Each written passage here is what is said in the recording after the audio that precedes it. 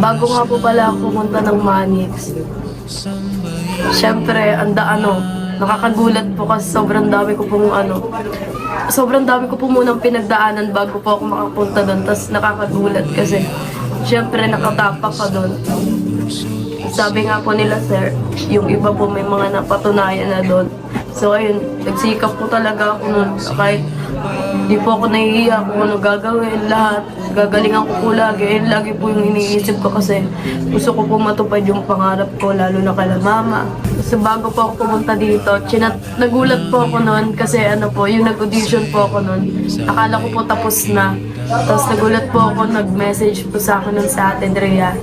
Tapos, nag-message din po nun sa akin si Kuya Yuki, kumpleto. Kaso, nagkahiwalay po kami. Gulat na lang po kami nun, tinawagan po kami nun ng hapon.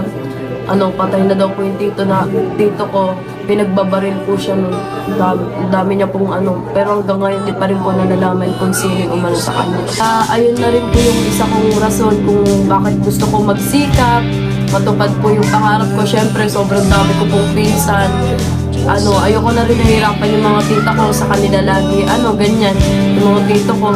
Gusto ko rin po yung pangarap ko po talaga matulungan sila eh. Kasi, pag okay na, kahit hindi naman sobrang yaman, basta lang araw-araw lang kami may pagkain. Kasi dito, ganun. Doon kami masaya eh. Yung kakain kami, magkakasabay kami kumain lahat, magbabanding kami. Sobrang saya nun kasi sobrang dilit ng mga pinsan ko sa saya namin lagi dito. Kahit mahirap lang yung buhay namin dati, lockdown kami, basta kumpleto kami sa saya namin. Mas mabuti pa nga po yung lockdown kasi kumpleto kami, di namatay yung tito ko. Kasi yung tito ko po, ayun, parang papa ko na po yun.